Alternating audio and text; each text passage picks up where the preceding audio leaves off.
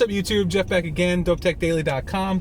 Today I'm bringing you guys another quick car vlog on my way home. Gonna talk about a little pre-Mobile World Congress action, get into everything I'm excited about, everything I'm interested in Mobile World Congress, going down this weekend over there in Barcelona in Spain. A lot of people out there, tech YouTubers, all the blogs covering the event.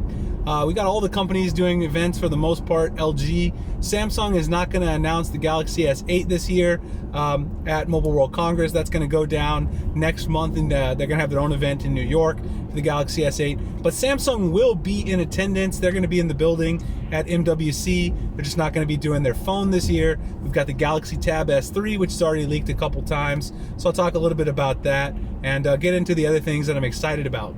First, before I talk about Mobile World Congress, which is the main thing I want to talk about today, a couple updates. You guys can see I got the LG Watch Sport here on wrist still.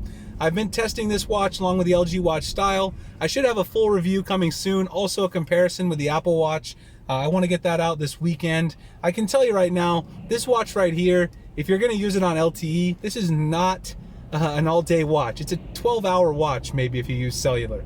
It's pretty bad, actually. It's actually disgustingly bad. The fact that this watch costs $350 and you can't get more than 12 hours out of it, that really negates all of the great features that the watch comes with. If you use NFC, if you use Android Pay, if you use the fitness tracking, if you use LTE, this watch is never going to last all day.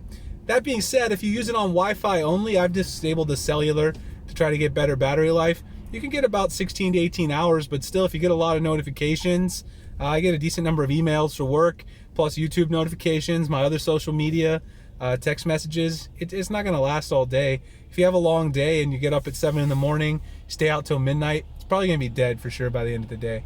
The LG Watch Style, you guys saw me unbox that. That was my last video. My mom's rocking the Watch Style. She's enjoying it. Battery life seems to be a little better for her, but she has lighter notification load than I do. I played with it for a little while too. I wore it. I got about the same Wi-Fi battery life that I'm getting out of the Watch Sport. So to me, neither of the LG watches is a great way to showcase Android Wear 2.0. That being said, I really like Android Wear 2.0. I think it's better than the Apple Watch software, but from a hardware perspective, Android is still just really doing bad. So I'll use that as a segue to mention that Huawei will be introducing the Huawei Watch 2 at Mobile World Congress. We saw some leaks, some press images of that yesterday, which was Thursday, leaked out in all the colors. It's a new, sportier design for the Huawei watch. They went with a fashion approach on their first watch, which I think a lot of people like, so I'm not so sure why they decided to switch that up. I don't know, I guess we'll have to hear from them at their event. Maybe they have a good reason. The watches look pretty nice to me. They look a lot thinner than the LG Watch Sport. Of course, we still don't know if this watch has NFC in it. We don't know if the watch is going to have LTE. I don't think it's going to have LTE enabled, but it could have NFC. Some people have suggested, David Ruddock over at Android Police, he suggested to me on Twitter that perhaps the rotating bezel that has the numbers on it, not rotating, that's the Gear S3, the bezel that has the numbers on it, the dial that's on the Huawei Watch 2, the leaks, that could possibly be a location for the NFC, and we could see that. My main concern is Huawei decided to go away from what they did on the first watch, even though it was successful, which is something I don't really understand. So hopefully they give us some compelling reason about why these watches are going to be better. Otherwise, I mean, I feel like it's going to be a repeat of the Watch Sport and the Watch Style in a lot of ways. Android Wear 2.0 is great software, but will the hardware be that great? The colors don't look too interesting. There's one that's like a speckled gray on a sport silicone band. That looks pretty good. I'll probably get it because I like to review smartwatches. Not everybody reviews them, so it gives me a chance to sort of carve out my own niche in that space, and I like to do that. Hopefully you guys enjoy them. You'll have to let me know. Other than the Huawei Watch 2, we do have phones at MWC, of course. The big phone is the LG G6. I've talked about this a little bit in a couple other videos. Nothing new really in terms of the processor. Still Snapdragon 821, no 835. Doesn't look like, because Samsung is going to be taking all of the 835s for the launch of the S8. They are the ones manufacturing it, of course, and someone commented that in the last video. I'm aware of that. They're the ones manufacturing that chip, so they have the right to take them, but it sucks for LG, it sucks for HTC. They can't get their hands on that chip. But the LG G6 still looks pretty good to me. it looks like this year we've seen full leaks of this phone, press images, everything about this phone. It looks like this year is going to be the year of the small, tiny bezels. So 2017 is all about tiny bezels. Everywhere you look, you're seeing tiny bezels on smartphones. The S8 leaks, the G6 leaks. It appears everybody who wants to compete in 2017 is going to have to go with that.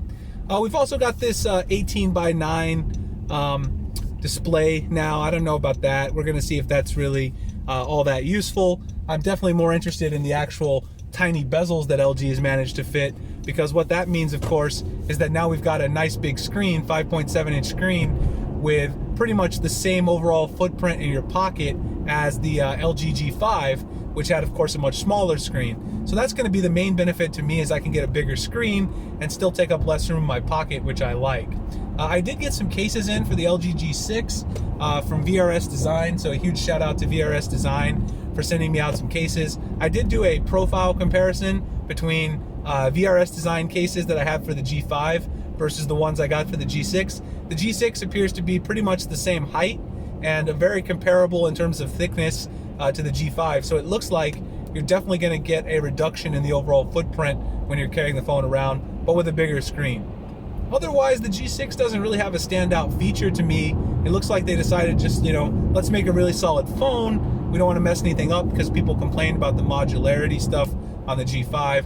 I think it's probably a safe approach, as long as they have, a couple of interesting software features. We haven't heard everything about the software yet. Of course, you got that hi-fi DAC, that they got to put that in there from the V20. A lot of things, look similar to the V20, but overall, I think the phone looks better.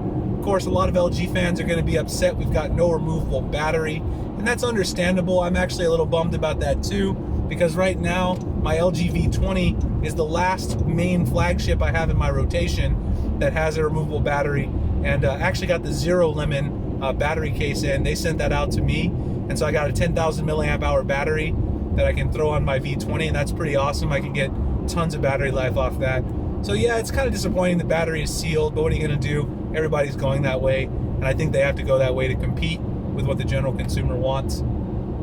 My main concern for the G6 is if LG releases it here in April, they're completely screwed. There's no way they're going to compete with Samsung. So far, the rumors are that it's going to release in March, early March in Korea, but not in the US perhaps until early April. If that happens, it's looking like a disaster, because the Samsung S8 release date is looking like April 21st worldwide, which means LG is going to be premiering in the US maybe only a week or maybe 10 days before Samsung. No one's going to buy the G6 in terms of overall general consumers if that happens. Samsung just has too much of a marketing presence in order to let that happen. So I hope LG decides to somehow release it a little bit sooner. I'll probably import one from Korea if they don't release it here in March, just because I don't want to wait all the way till April, because then I have to review the G6 and the S8, and I have too many phones stacked up. It's just me. I'm one person, and I don't do this for a living again. I have an everyday job, so I want to try to review the phones one at a time. What else? Samsung, of course, as I said, they will be releasing something at MWC. It's just not the Galaxy S8. We're going to be talking about the Galaxy Tab S3. That's going to be unveiled at MWC. It looks like a pretty solid tablet as far as Android tablets go. The thing is, Android tablets are still so far behind the iPad. That's pretty sad. I mean, just in terms of the number of apps that are optimized for tablet use, and also the overall specs of the tablets just aren't as good. It looks like Samsung may be doing a curved display on the Tab S3, just like they have on the Galaxy S7 Edge, and also this year on the Galaxy S8. So it looks like that's going to happen with the Tab S3. I don't know if I will get it. I had the Tab S2. I'm leaning towards probably picking one up. I actually picked up the new Galaxy Tab A with the S Pen. I never did an unboxing of that because it was sort of during the period in December when I wasn't doing as many videos. I'll probably do a review of that maybe if people are interested. It's actually a really good tablet. The Tab A that Samsung put the S Pen on, I'm really impressed with that tablet overall. So because of that, I may end up buying the Tab S3, giving Samsung another chance in terms of Android tablets. I'll give that a go. Let's see, what else are we talking about at MWC? Sony's going to be there. Who knows what Sony is unveiling? Some people had some possible leaks of a Sony Xperia X2. I think it was maybe Fandroid who posted possible leaks. Turned out to just be a fan render that had tiny bezels on it. If Sony actually releases a phone that has tiny bezels, I will probably pass out, because Sony has some of the most notoriously chunky bezels in the Android smartphone game. So I would love to see Sony kick their game up a notch and decide to go with the tiny bezels. They're going to need to do that in order to compete, at least in the US this year. They're going to have to do that. Samsung, LG, everyone's going to go that route. Looks like Apple's probably going to go that route as well. So that'll be interesting to see what Sony brings to the table. Of course, we got BlackBerry there. The BlackBerry Mercury, which was previewed at CES. Looks like that's going to be shown off also at Mobile World Congress. So I'll be pretty interested to see what BlackBerry brings to the table. And I think that's the majority of the things. Huawei Watch 2, the Tab S3 from Samsung, LG G6, some stuff from Sony will be interesting, and that BlackBerry Mercury, which I'll probably pick one of those up. I had a lot of fun reviewing the BlackBerry Priv. I still have it. I don't use it all the time, but if I need to fire off some emails, I like to have that physical keyboard. I do use it still occasionally, just a little bit slower than the flagships I have today. That's pretty much it. So it should be an interesting show. The G6 event, of course, will be live streamed. So if you're online on Sunday, I think it's going to be pretty early in the morning for me, maybe 6 o'clock. You can get up and watch that. I'll probably get up and watch it. Which is probably stupid because I already have seen the phone and all the leaks. I know what the specs are, but I just want to hear what they have to say about the release date. Maybe the pricing of the phone should be interesting. Otherwise, today I have my HTC U Ultra coming in. So I did buy one. I bought the Taiwan model, had it imported off of eBay. It was pretty expensive, but I got it early. So I might include that unboxing either at the end of this video or a separate unboxing video once I get home. Right now it's 5 o'clock Arizona time, so I want to try to get that video up tonight. So this vlog may come up tomorrow after I post the HTC Ultra unboxing, if I don't have enough time to upload both of them. Anyway, we're going to get to the HTC Ultra. I got quite a few other things coming on the channel. I got AirPods. I bought those finally. I got the Beats X, so I'll do a little headphones review. The Beats X are better than the AirPods. I think a lot of people have said it. I'll say it too. Spoiler alert, but I'll still do a review of those. What else? The Zero Lemon case for the V20. I will review that. I got some VRS design cases for the Mate 9, which are really, really nice, so I'm going to take a look at those as well. Probably some other things I'm forgetting. I finally want to put up a review on the MacBook 15-inch with Touch Bar that I got over December. I'm not going to do like a super benchmark review because a lot of people have already done that, but I will post my thoughts on the 15-inch MacBook with Touch Bar. I ended up keeping it, so I must like it enough to keep it at least. Otherwise, let me know what you guys are excited about for Mobile World Congress. Anything you want to see me review on the channel. I've been thinking about picking up the Chromebook Plus that Samsung put out as well. That looks like a really interesting product to me. Has a nice display, and I don't have a Chromebook yet, so let me know if you guys are interested in seeing me review that. Otherwise, I'm going to go enjoy the weekend, try to get the HTC Ultra video up. Please like and comment if you guys enjoyed the video. Subscribe if you aren't already. Find me at Twitter, Instagram, Google+, at the links in the description. Also, dopetechdaily.com. I'll see you guys in the next video. Have a good weekend. Peace.